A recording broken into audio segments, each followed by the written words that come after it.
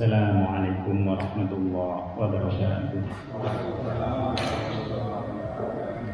Bismillahirrahmanirrahim. Alhamdulillahirabbil alamin wal 'aqibatu lil muttaqin wa la 'udwana illa 'alal zalimin. Asyhadu an la ilaha illallah al-malikul haqqul mubin wa asyhadu anna Muhammadar rasulullah as-sadiqul wa'dil amin.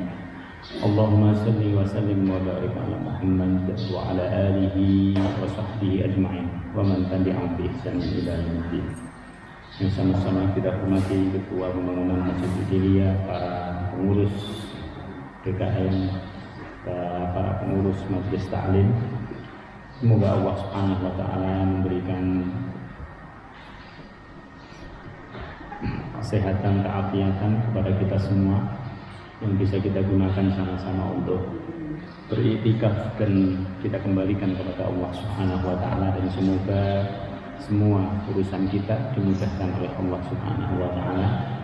Semua hajat kita juga dikabulkan oleh Allah Subhanahu wa taala. Amin ya rabbal alamin. Bapak Ibu yang dimuliakan Allah Subhanahu wa taala, pagi ini insyaallah kita akan lanjutkan kajian surah Al-Maidah ayat 94. Surah Al-Maidah ayat 94.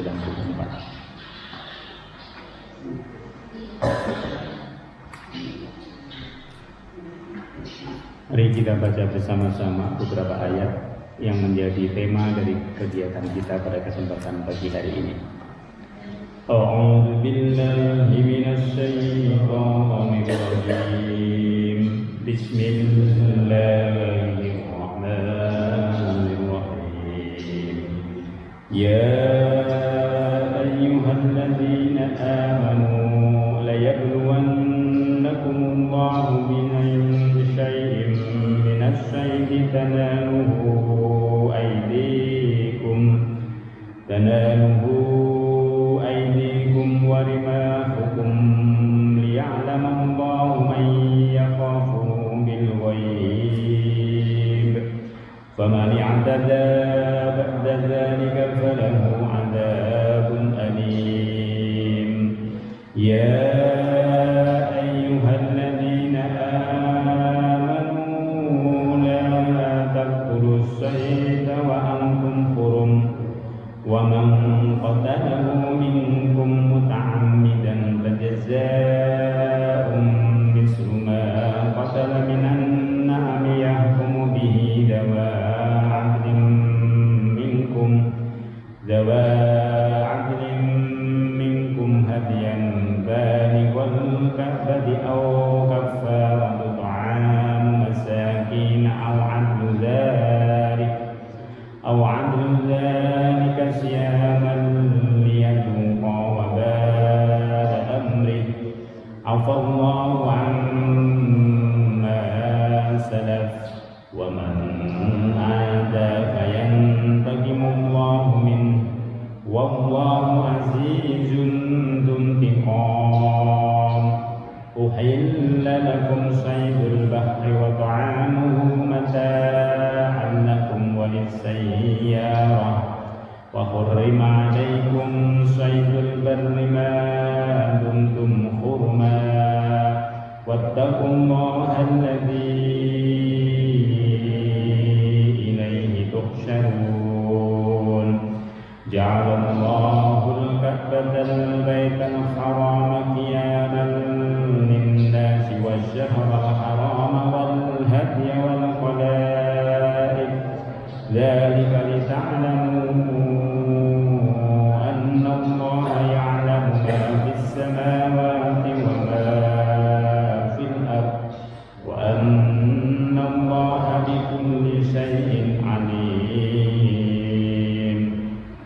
Ya'lamu anna Allaha syadidul 'iqabi wa anna Allaha ghafurur rahim. Ma 'ala ar-rasuli illa al-balagh wallahu ya'lamu ma tubduna wa ma taktumun. Qul la yastawi al-khabithu wat-tayyib walau a'jabaka kasratul khabith fattaqullaha ya ulil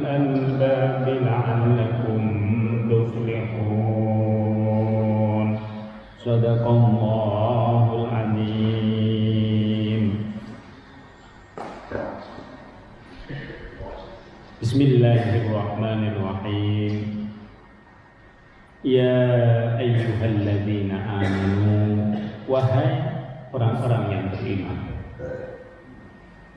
Sekali lagi, kalimat ya ayyuhalladzina amanu merupakan panggilan sayang Allah, panggilan mesra Allah kepada kita, orang-orang yang sudah beriman kepada Allah Subhanahu wa taala.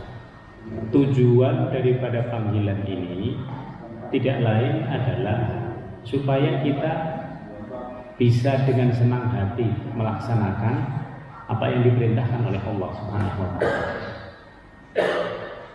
Kalau kita sudah bisa melaksanakan dengan senang hati apa yang diperintahkan oleh Allah Subhanahu wa taala, maka keikhlasan itu sudah terdapat di dalamnya. Maka banyak orang-orang yang melakukan sesuatu karena dia senang, itu memang didasari oleh keikhlasan. Ya ayyuhalladzina amanu, wahai orang-orang yang beriman. Allah menyuruh apa kepada kita? La yabluwannakumullahu bisay'in minas syaidi tanaluhu aydikum. Allah Subhanahu wa taala pasti akan menguji kalian.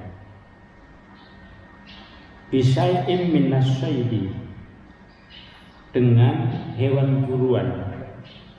Tanaluhu aydikum, yang dengan mudah engkau peroleh melalui tanganmu. Warima hukum, dan juga tombakmu. Ayat ini Bapak Ibu sekalian, konteksnya dengan ayat sebelumnya.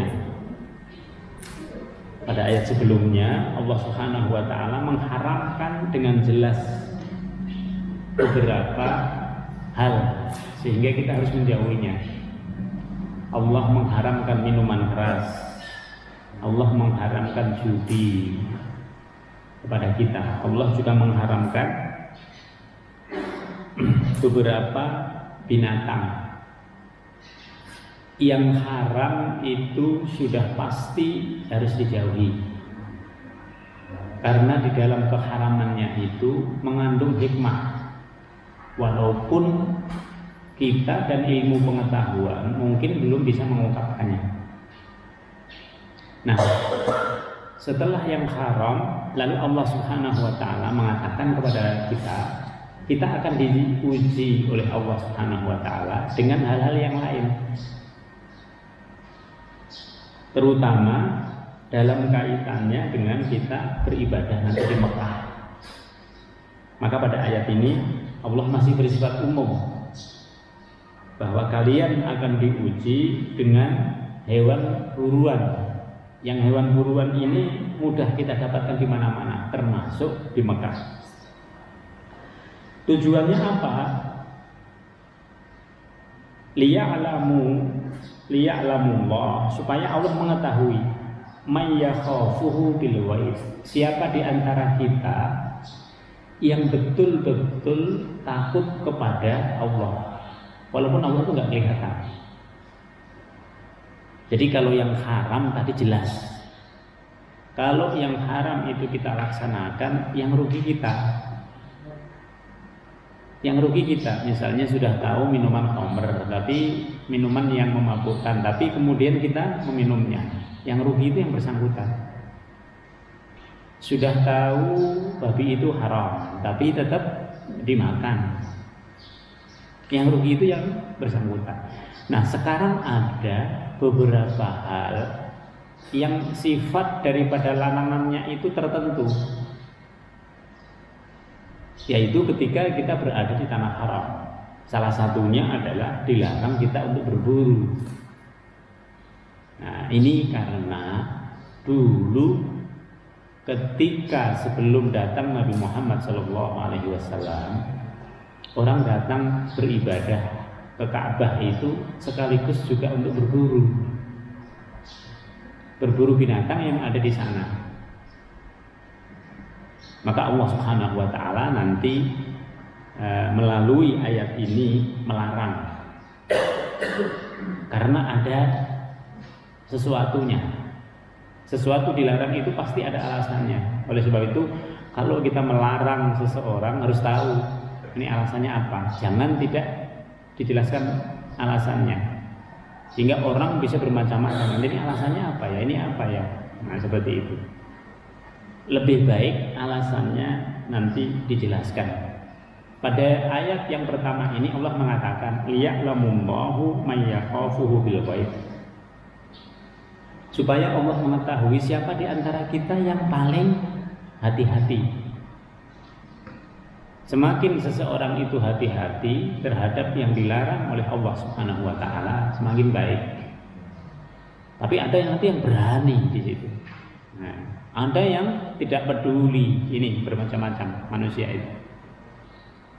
Maka larangan ini dimaksudkan oleh Allah Subhanahu wa taala supaya kita lebih berhati-hati. Famani tadaba dzalika falahu adzabun alim. Barang siapa yang melampaui batas setelah Allah Subhanahu wa taala mengingatkan larangan untuk berburu ketika kita berada di Makkah, ketika berada di Ka'bah, ketika berada di tanah haram, maka Allah mengatakan falahu adzabun alim. Dia akan mendapatkan siksaan dari Allah Subhanahu wa taala dengan siksaan yang pedih. Kalimatnya adalah alim, kalimat yang pedih. Apa itu alim? Kalimat yang pedih itu sesuatu yang apabila terjadi kepada kita semua menyayangkan. Kita semua menyayangkan, aduh seandainya dia tidak melakukan itu, tidak akan terjadi. Sehingga ketika siksaan itu terjadi, semua orang mengatakan kasihan. Ini disebut dengan adzabun alim.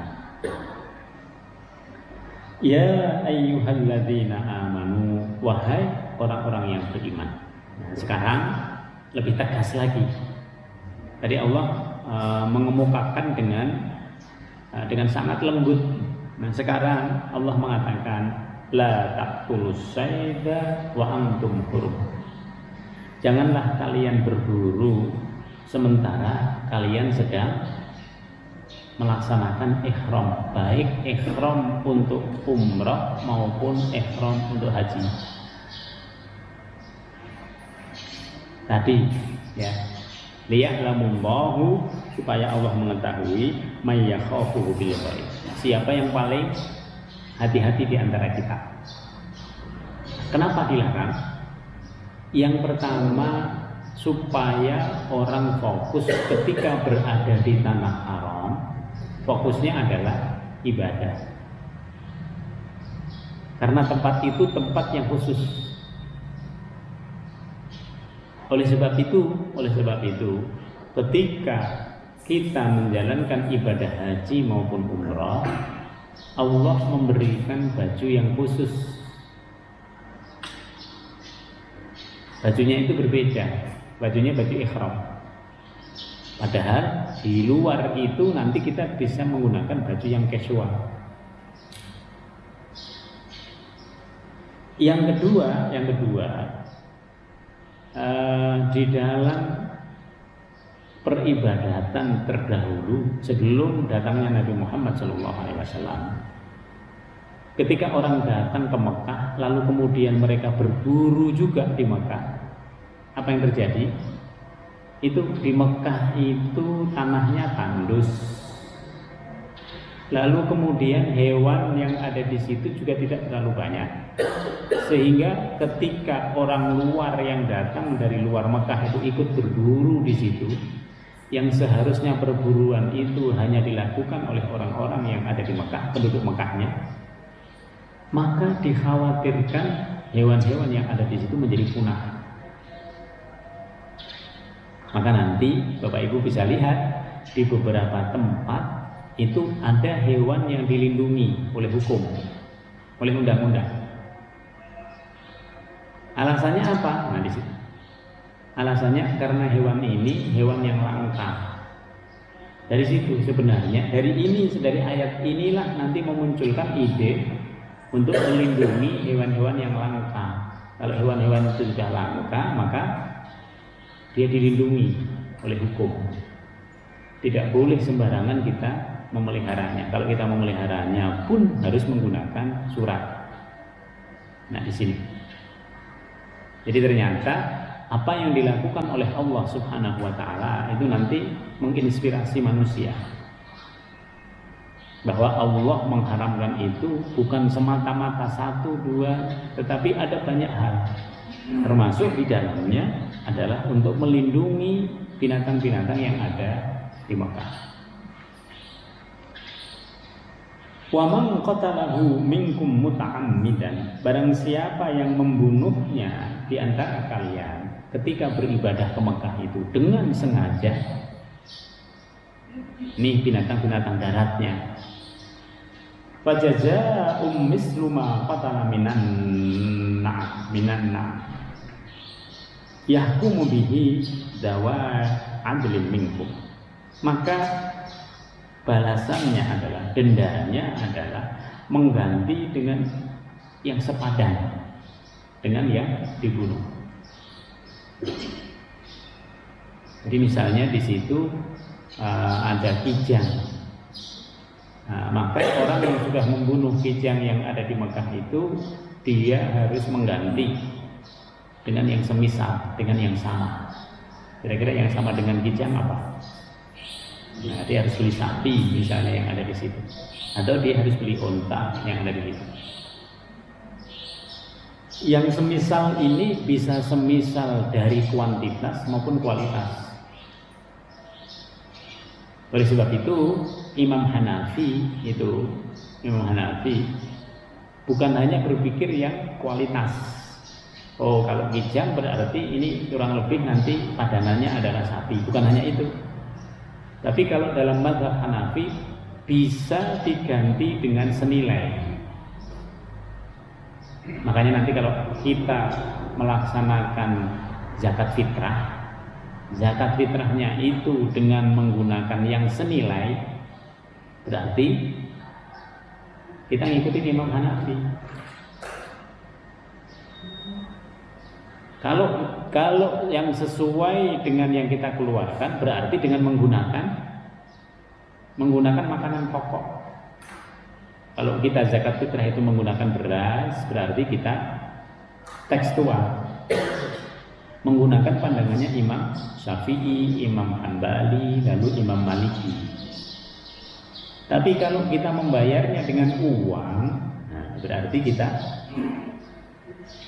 menggunakan Imam Hanafi, sudah kualitas yang senilai, yang seharga. Nah, oleh sebab itu pada ayat ini ulama juga membolehkan, boleh yang sejenis dengan yang diburu atau yang senilai. Dua-duanya nanti ada kelebihan dan kekurangannya. Seperti tadi kalau orang semuanya membayar zakat fitrah itu dengan beras, maka bagi yang menerima belum tentu lebih mudah.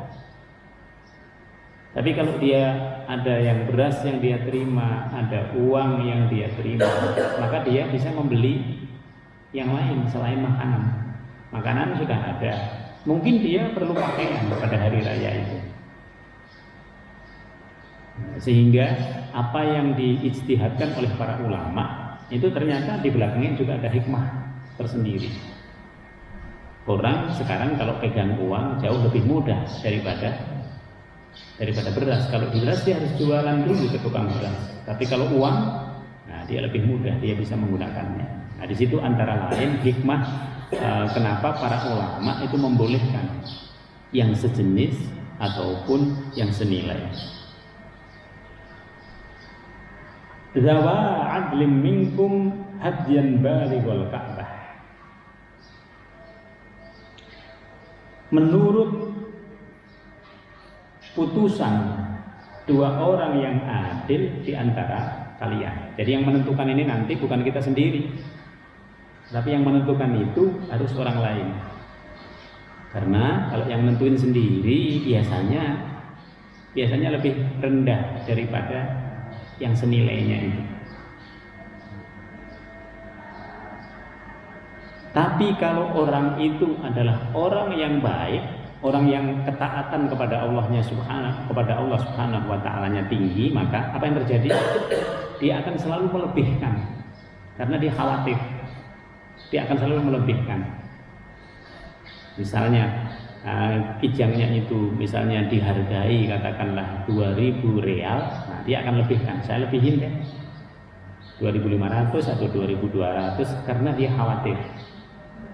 Khawatir kalau dipasin itu nanti berkurang, sehingga dia selalu melebihkan. Maka orang yang baik itu adalah orang yang selalu melebihkan ketika dia memberi. Tetapi ketika dia mendapatkan hak, dia mengambil di bawah dari yang seharusnya. Itu juga bagian dari ihsan. Orang itu disebut dengan orang ihsan kalau dia mengambil itu selalu kurang dari yang seharusnya. Oh, Bapak boleh ngambil 2, tapi dia ngambil 1. Bapak jatahnya 5, tapi dia ngambilnya 1. Itu termasuk ihsan.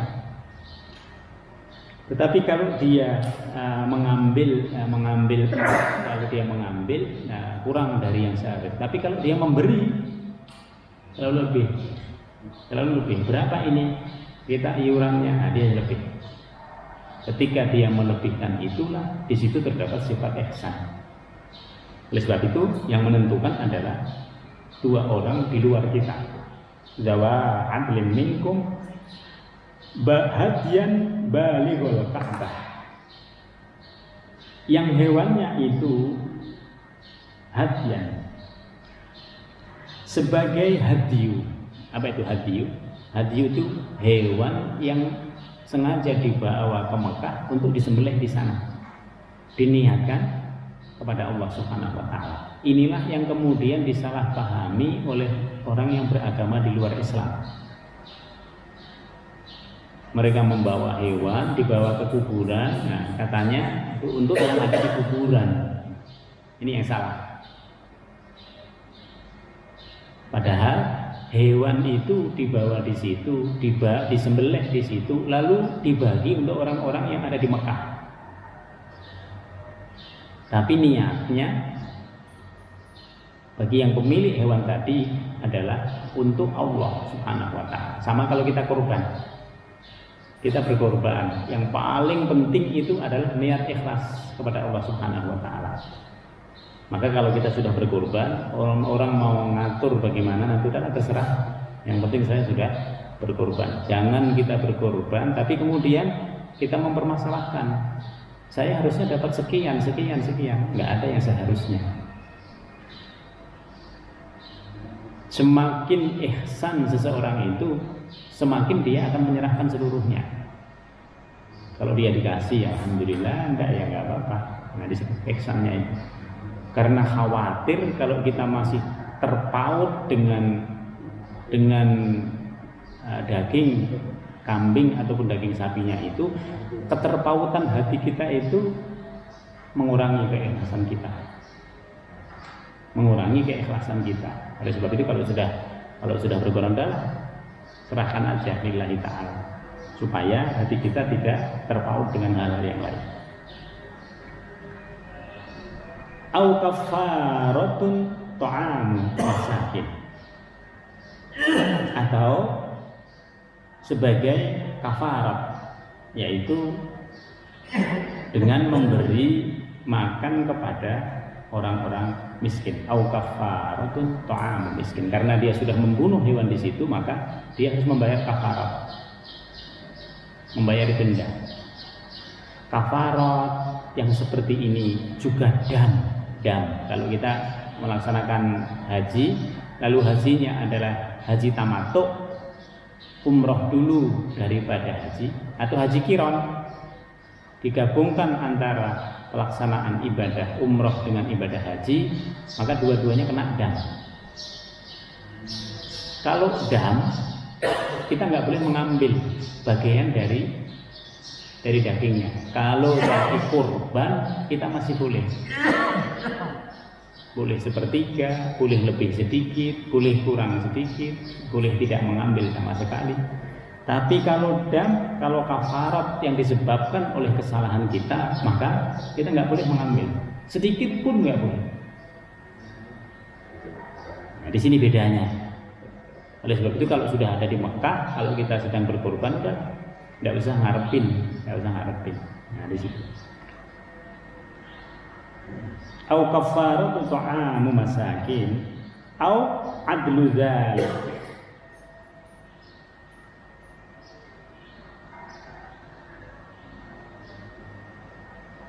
Au adlu dzalika siyaman. Atau kalau tidak begitu, tidak punya misalnya. Jadi ini untuk menegaskan kepada kita bahwa tidak semua orang yang beribadah di Mekah itu orang kaya. Karena bisa jadi dia datang ke Mekah itu orang lain yang menghajikan, orang lain yang mengumrohkan. Dia dibayarin oleh orang lain. Oleh sebab itu ketika dia melakukan pelanggaran, dia nggak punya uang untuk melaksanakan kafarat, untuk melaksanakan dam. Kalau kita lihat sekarang bayar dam itu kan kurang lebih 500 real. Nah, tidak semua orang punya uang segitu.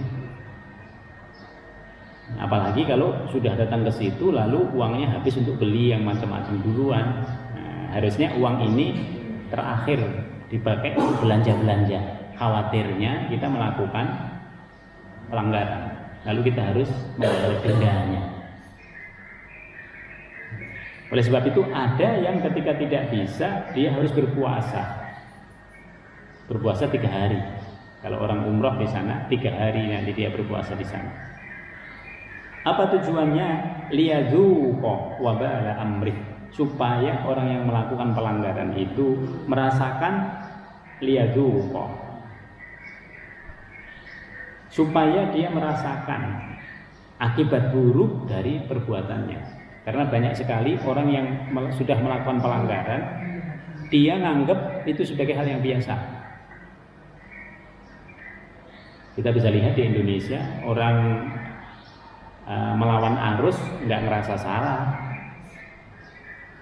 Nggak ngerasa salah orang yang melawan arus itu. Karena udah banyak orang yang seperti itu. Malah pembenaran itu yang terjadi. Nah, padahal itu jelas-jelas salah. Banyak orang yang salah tapi justru dia keras supaya tidak terjadi masalahnya, supaya masalah itu nanti bisa ditutup, padahal dia tetap salah. Katakanlah dia menang di dunia tetapi dia tetap bermasalah nanti dalam urusan di akhirat. Katakanlah kita bisa menang dengan metode seperti itu, tetapi itu tetap akan dibawa sampai di akhirat. Afallahu amma salaf. Allah Subhanahu wa taala mengampuni, memaafkan yang telah berlalu. Apa ini artinya? Dulu biasa orang datang ke Mekah itu untuk berburu lalu membunuh binatang yang ada di situ. Itu biasa. Sebelum ada peraturan ini yang diturunkan oleh Allah Subhanahu wa taala, maka diampuni oleh Allah. Karena itu penting aturan, dan aturan itu berlaku, tidak boleh surut, tidak boleh mundur. Aturannya sekarang berlakunya dihitung 1 tahun yang lalu, nggak boleh. Kapan peraturan itu muncul, disitulah mulai ditetapkan. Bahkan kalau bisa peraturan itu berlaku, ada pendidikannya, berlaku ke depan. Sekarang ada peraturannya ditetapkan oleh pemerintah, lalu ada masa jeda. Ini 3 bulan yang pertama ini disosialisasikan dulu, itu yang terbagus. Maka negara yang bagus itu setiap memberikan peraturan itu selalu masih jeda. Oh, ini akan diberlakukan 3 bulan lagi, akan diberlakukan 6 bulan lagi. Kalau negaranya hari itu mengundang-undangkan, hari itu diberlakukan, negara ini masuk dengan negara yang tidak beradab, atau dalam kurang beradab. Nah, maka peraturan itu sebisa mungkin berlakunya ke depan, bukan mundur. Maka Allah di sini mengatakan afallahu amma salaf. Allah mengampuni yang telah berlalu. Sama dengan pertanyaan kemarin, ketika minuman keras itu diharamkan, orang-orang mukmin bertanya, bagaimana dengan bapak-bapak kita yang dulu mereka sudah biasa minum minuman keras, lalu mereka masuk Islam. Ketika mereka masuk Islam itu larangan minum keras belum ada. Nabi mengatakan Allah mengampuni yang telah lalu, tapi tidak mengampuni yang sekarang dan akan datang. Kalau sekarang ini masih banyak orang minum minuman keras, ya tetap aja dosanya pada yang meminumnya. Nah di situ. Wa man 'ada, dan barang siapa yang kembali mengerjakan, selalu ada ya. Minuman keras sudah dilarang. Sekarang orang minum masih banyak. Wa man 'ada.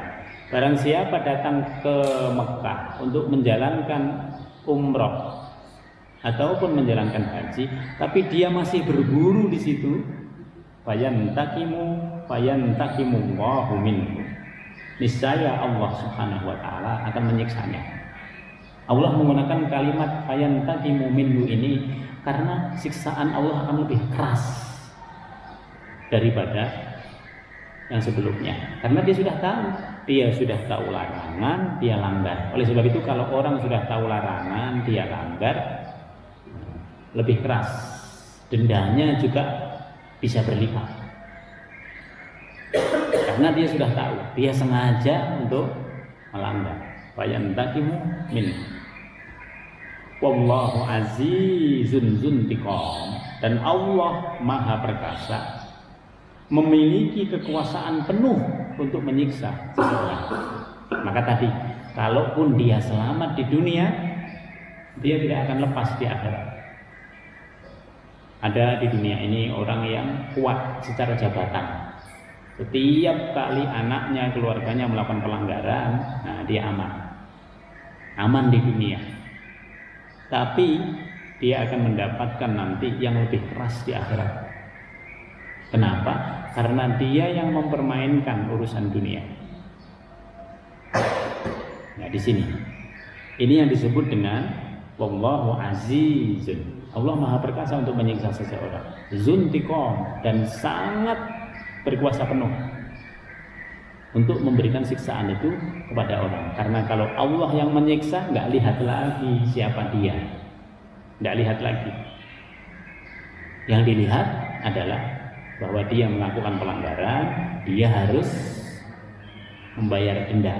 Kalau tidak, dia akan disiksa. Ukhilla lakum saydul bahri wa ta'amuhu mata'an lakum walissayyarah. Di Mekah tadi dan juga di tempat yang lain itu dihalalkan bagi kita semua hewan buruan laut. Yang laut boleh. Seakan-akan Allah ingin mengatakan bahwa itu hewan yang ada di laut itu kekuasaannya ada pada Allah. Sehingga kalau kita melakukan perburuan hari ini, kita memancing, kita menjala, kita pakai apa, alat apa yang lain, silahkan. Hewan laut itu karena luasnya laut sehingga hewannya itu selalu banyak, masih banyak ya. Walaupun demikian, sekarang ini Pak, manusia itu luar biasa serakahnya. Sehingga kalau dia berburu di laut, berburunya itu dengan alat yang juga luar biasa. Begitu dia berburu, dia dapatkan semuanya, baik yang besar-besar maupun yang kecil-kecil. Nah ini juga mengkhawatirkan ekosistem yang ada di laut. Maka nanti pemerintah itu juga melarang. Boleh pemerintah melarang. Misalnya di daerah kawasan pantai tertentu, bolehnya harus menggunakan perahu dengan tipe ini. Nggak boleh menggunakan kapal yang besar seperti yang digunakan untuk berburu di mancanegara. Nah, di situ itu berbeda. Maka di sini dihalalkan bagi kita semua ketika berada di Mekah itu untuk makan makanan laut. Kalau makanan laut aman. Berburu juga boleh. Nah, di situ. Tetapi perburuan di sini tentu setelah selesai ibadah. Wa ta'amuhu, dan juga yang berasal dari laut, hal-hal makanan dan lain sebagainya, produk-produk yang semuanya itu berasal dari laut. Wa ta'amuhu, Mata'an lakum, semuanya itu adalah makanan-makanan yang lezat bagimu. Mata, yang memberikan kenikmatan. Mata, dunia itu mata. Dunia itu memberikan kenikmatan kepada kita. Tapi jangan lupa bahwa di dalam kenikmatan itu harus ada kesyukuran kepada Allah Subhanahu wa taala. Maka walaupun Allah Subhanahu wa taala mengatakan banyak aku berikan kenikmatan kepada kalian, jangan lupa mengembalikan juga kepada Allah. Karena sebagian daripada yang kita nikmati itu harus kita kembalikan kepada Allah. Kalau dia berbentuk kekayaan, sebagiannya dikembalikan kepada Allah. Kalau dia berbentuk makanan, sebagiannya kita sedekahkan kepada orang lain. Nah, di situ. Ini yang disebut dengan mata. Walis sayyarah, dan juga bagi orang-orang yang dalam perjalanan. Walis sayyarah, mereka boleh berburu di laut. Maka dulu kalau misalnya perjalanan itu menggunakan perjalanan laut, nah boleh langsung berburu di situ. Hasil buruannya itu langsung dikonsumsi untuk makanan orang-orang yang ada di dalam kapal. Wa hurrima 'alaikum syaidul barri ma dumtum hurma. Dan diharamkan bagi kalian semua berburu hewan darat ma dumtum hurma, selama kalian menjalankan ibadah haji ataupun ibadah ihram. Ma dumtum hurma. Wattaqullah, dan bertakwalah kepada Allah. Artinya jaga perintahnya Allah. Jaga perintahnya Allah. Yang dilarang jangan dilanggar. Oleh sebab itu kalimat takwa ini, jaga perbuatanmu supaya engkau tidak jatuh ke neraka. Jaga perintahnya Allah supaya kita tidak mendapatkan murkanya. Berhati-hatilah akan yang dilarang oleh Allah Subhanahu wa taala, karena kehati-hatian itu menunjukkan keimanan kita. Ini semuanya adalah kalimat wattaqullah alladzi ilaihi tuhsyarun, yang kepadanya kita semua akan dikumpulkan. Jadi nanti hari mahsyar itu kita akan dikumpulkan semua. Kita akan saling ketemu. Kita akan saling ketemu satu sama lain. Karena semua manusia dikumpulkan dalam satu tempat yang namanya mahsyar. Oleh sebab itu Arafah itu adalah miniatur dari al-mahsyar. Kalau kita berada di Arafah, semua orang ada di situ. Nah, kurang lebih nanti seperti itu. Semua penduduk dunia akan berada di alam yang disebut dengan alam mahsyar. Ja'alallahul ka'batal baital harama qiyaman linnas. Allah menjadikan Ka'bah itu sebagai qiyam. Apa itu qiyam? Sebagai tempat berkumpul manusia untuk beribadah kepada Allah. Qiyam itu artinya berdiri, di mana orang di situ semuanya berdiri dalam rangka menyembah Allah Subhanahu wa taala. Jadi yang menentukan siapa? Di sini yang penting, Bu. Yang menentukan itu Allah.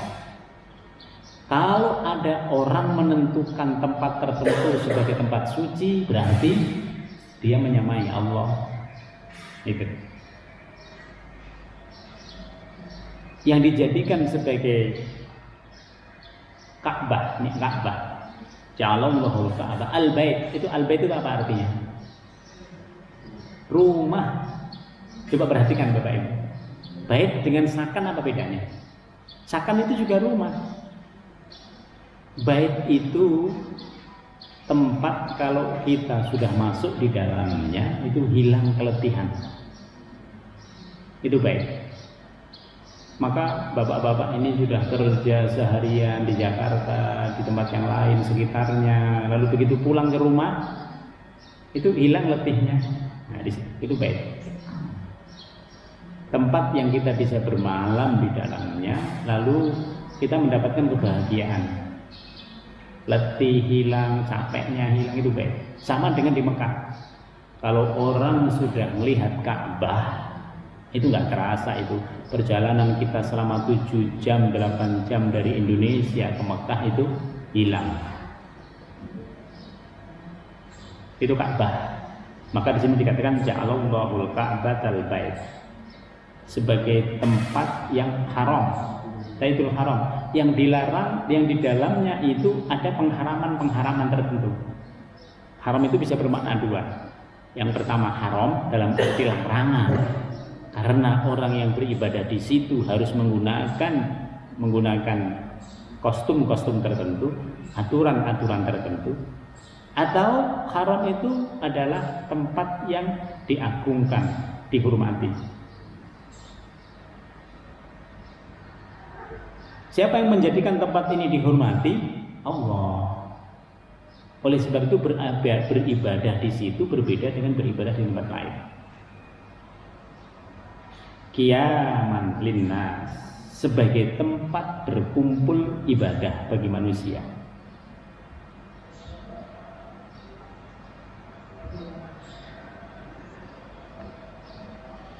Wasyahrul haram, dan Allah juga menjadikan syahrul haram. Syahrul haram itu apa? Bulan-bulan yang dimuliakan oleh Allah. Bulan apa itu? Dzulqa'dah, Dzulhijjah, Muharram. Ini 3 bulan ini dimuliakan oleh Allah. Haram itu juga bisa berarti larangan. Apa yang dilarang? Di 3 bulan ini sama Rajab yang satu lagi. Yang dilarang itu kita dilarang berperang. Jadi kita boleh berperang dengan orang lain di luar 4 bulan ini. Nah, apa tujuannya? Supaya orang hidup nggak perang terus, supaya dia tahu mana bulan yang khusus sebagai bulan ibadah. Maka selain Ramadan itu ada bulan yang diharamkan oleh Allah Subhanahu wa taala. Oleh sebab itu siapa yang berbuat kezaliman di 4 bulan ini, dosanya luar biasa.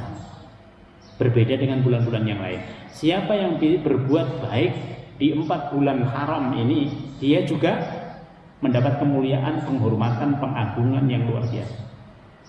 Sama kalau kita beribadah di tanah haram, berbeda dengan ibadah di Widelia, berbeda.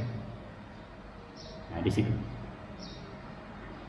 Wal hadya wal qala'id. Wal hadya, tadi al hadyu, yaitu hewan yang khusus dibawa ke sana untuk disembelih.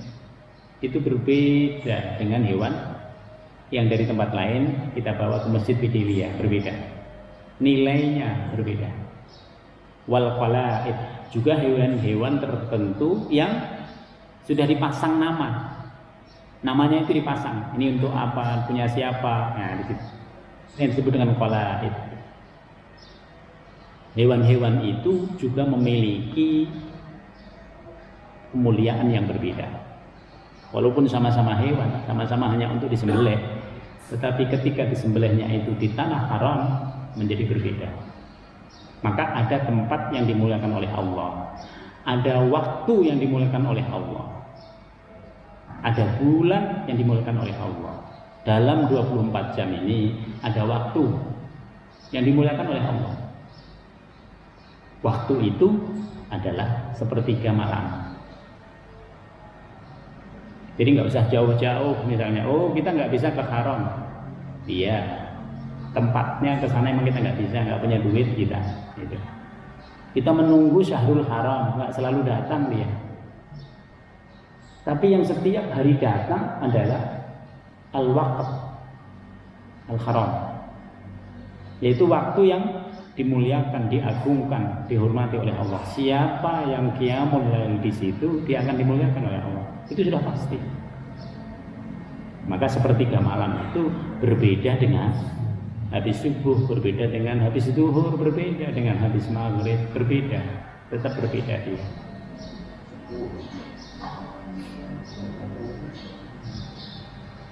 Apa tujuannya? Dzalika lita'lamu. Semuanya itu supaya engkau mengetahui annallaha ya'lamu ma fis samawati wa ma fil ardh. Bahwa Allah Subhanahu wa taala itu memiliki penghormatan yang spesifik terhadap tempat-tempat yang ada di muka bumi ini. Kalau ada tempat yang di situ pernah kaum Lutnya itu disiksa, maka Nabi mengatakan harus jangan lama-lama berada di sini. Nah, itu termasuk bagian dari penghormatan terhadap tempat itu. Wa annallaha bikulli syai'in alim, dan Allah Subhanahu wa taala mengetahui terhadap segala sesuatu. Artinya apa? Artinya walaupun kita ini sama-sama manusia, ketika kita melakukan apa yang diperintahkan oleh Allah Subhanahu wa taala, penghormatan yang diberikan oleh Allah kepada kita itu bisa berbeda. Yang satu tahu fadilah sesuatu, yang satu nggak tahu fadilah sesuatu. Yang lebih utama yang mengetahui fadilah, yang bisa menggunakan hari Jumat sebagai hari dalam seminggu untuk ibadah yang istimewa, berbeda dengan hari yang lain. Yang lain tidak tahu, oh ternyata Jumat itu memiliki keistimewaan yang berbeda dengan hari-hari yang lain, misalnya. Itu berbeda. Oleh sebab itu mereka yang mengetahui keistimewaan sesuatu lalu memanfaatkannya, inilah orang-orang yang hebat, orang-orang yang cerdas. I'lamu, oleh sebab itu ketahuilah, annallaha syadidul iqab, bahwa Allah itu zat yang sangat keras siksaannya kepada orang-orang yang melanggar perintah ini.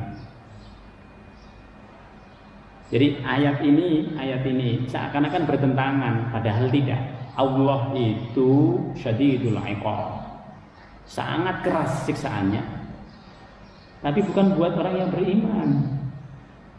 Sangat keras siksaannya bagi orang yang melanggar perintahnya Allah.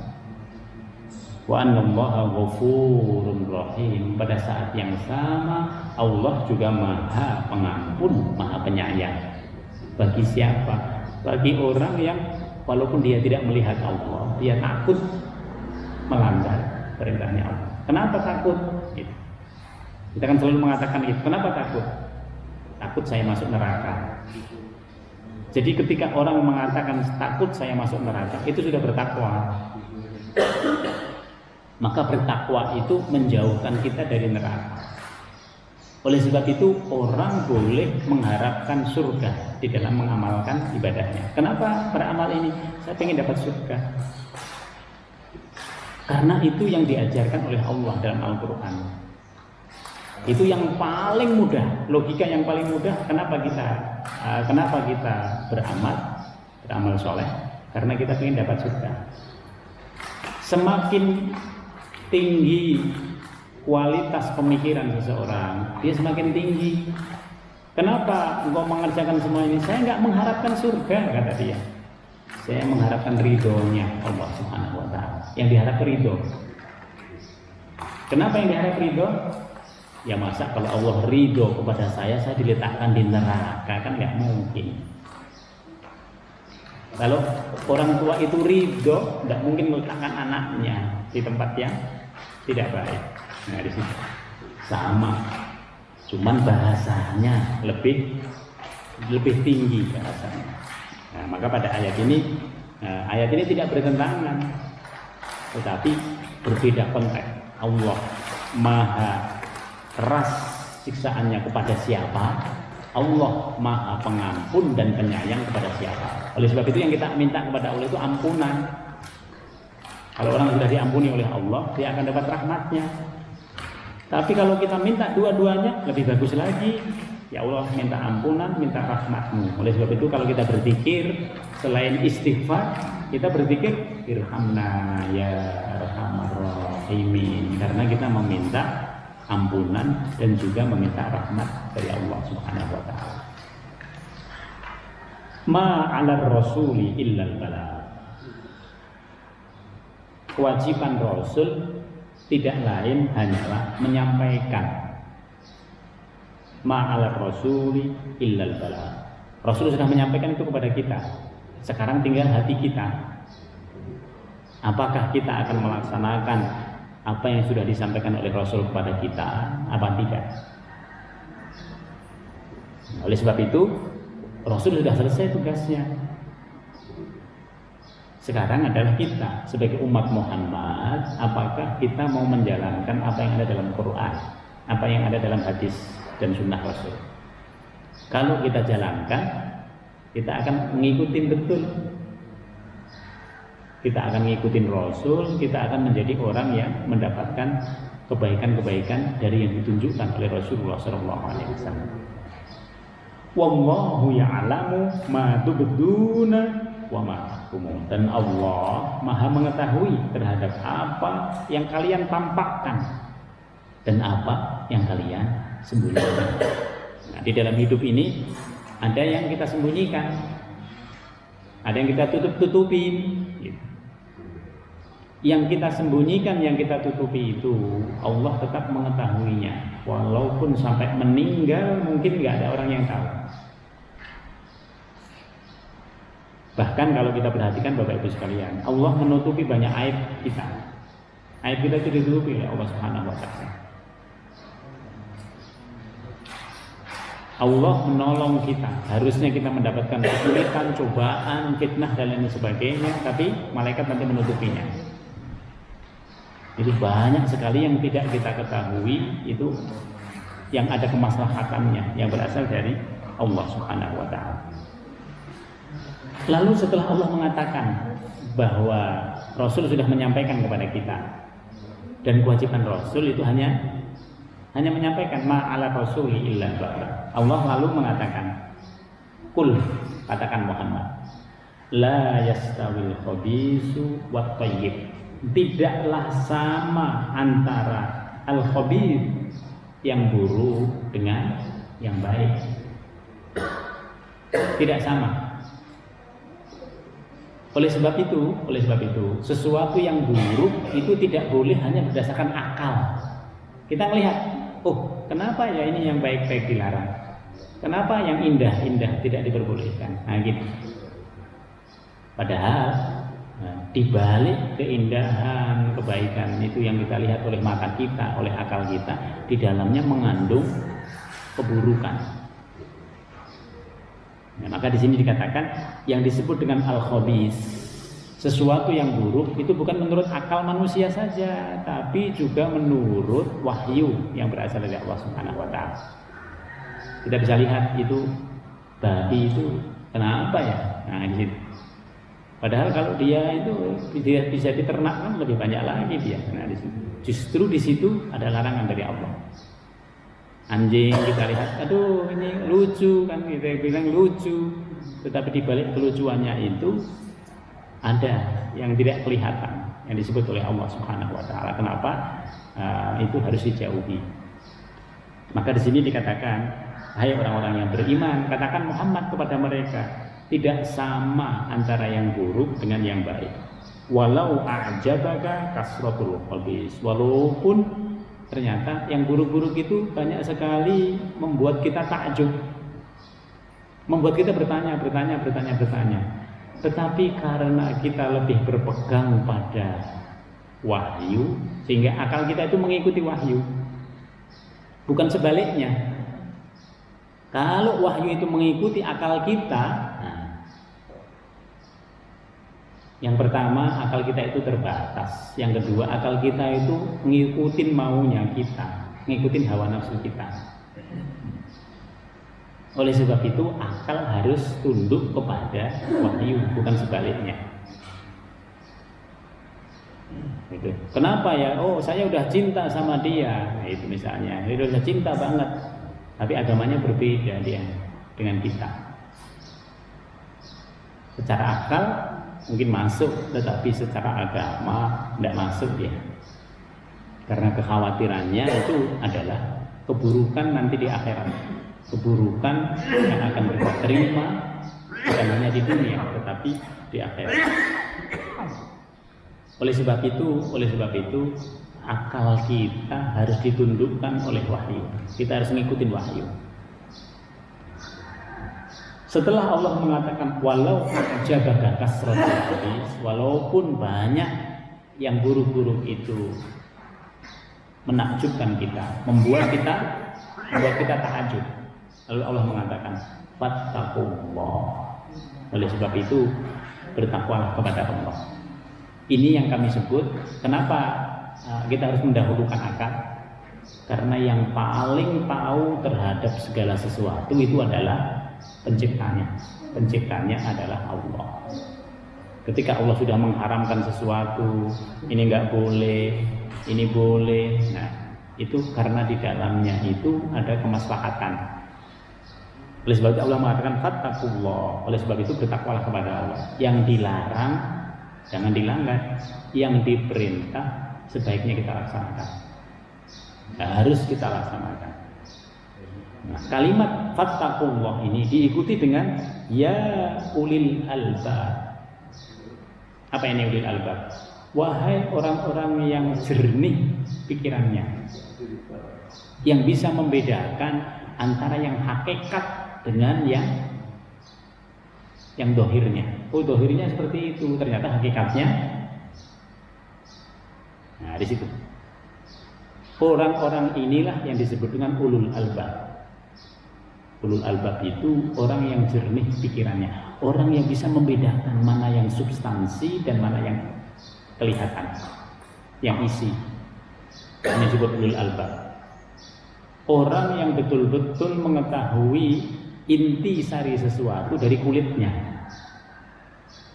Ini ulul albab. Fattaqullah ya ulil albab. Maka setiap orang mukmin yang sudah mengalahkan, yang menundukkan akalnya itu terhadap wahyu, dia ulul albab. Ada ulul albab itu yang didasarkan ilmu pengetahuan, dia cek kenapa ini nggak boleh. Oh, ternyata begini, ini.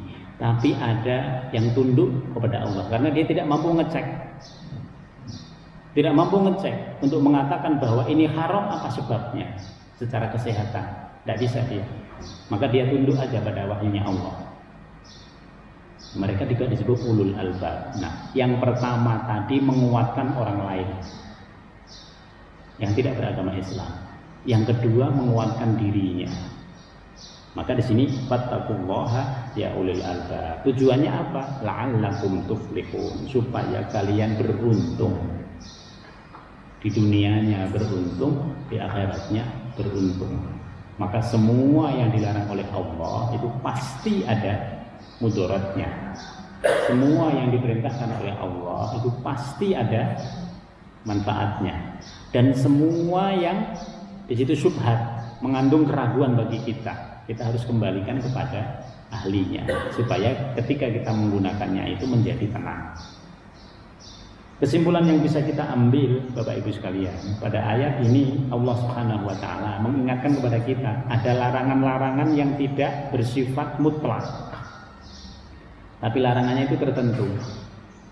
Ketika kita ihram melaksanakan umroh ataupun ihram untuk haji, dilarang kita berburu. Suami istri boleh itu melakukan hubungan, tapi ketika dia melaksanakan ihram menjadi terlarang di situ. Potong kuku boleh di luar itu, tetapi ketika kita ihram tidak boleh.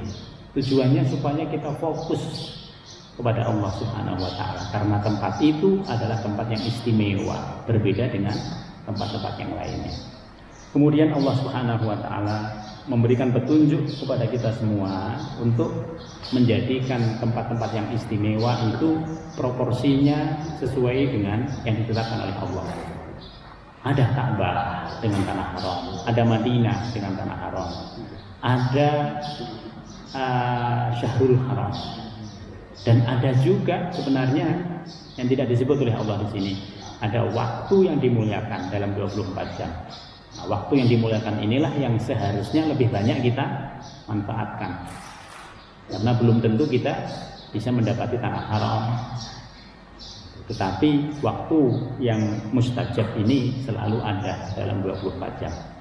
Semoga Allah Subhanahu wa taala dengan memberitahukan yang seperti ini bisa kita manfaatkan dengan sebaik-baiknya, sehingga kita semua menjadi yang disebut oleh Allah ulul albab, orang-orang yang tahu tentang hakikat keislaman, orang-orang yang bisa membedakan intisari dengan kulitnya, dan orang-orang yang tahu mana yang syariat, mana yang makrifat, mana yang hakikat, sehingga kita semua menjadi lebih mendapatkan kebaikan-kebaikan dari apa yang disebut oleh Allah dalam Al-Quran. Mari kita duduk dengan bacaan doa, termasuk untuk yang sakit di antara kita yang tidak bisa hadir pada kesempatan ini. Semoga Allah Subhanahu wa taala mengangkat sakitnya, memberikan kesembuhan kepada mereka semua. Amin ya rabbal alamin. Bismillahirrahmanirrahim. Alhamdulillahirabbil alamin. Hamdan na'imin, hamdan syakirin, hamdan yu'ti ni'ama wa yukafi mazida. Ya Rabbana lakal hamdu kama yanbaghi li jalalil karim wa sultanik. Allahumma la tad'alana zamban illa ghafartah wa la hamman illa fatatah wa la daynan illa qadaitah wa la maridan minna illa saqaitahu wa afaitah wa la maridan minna illa saqaitahu wa afaitah wa la hajatan min hawaijid dunya illa qadaitaha wa yassartaha ya rabbal alamin. Allahumma yassir wa la tu'assir, Allahumma tammin bil khair. Subhanakallahumma bihamdika nasyhadu an la ilaha illa anta nastaghfiruka wa natubu ilaik. Subhana rabbika rabbil izzati amma yasifun wa salamun alal mursalin walhamdulillahi rabbil alamin. Demikian kurang lebihnya kami mohon maaf. Al-afwu minkum. Wassalamualaikum warahmatullahi wabarakatuh.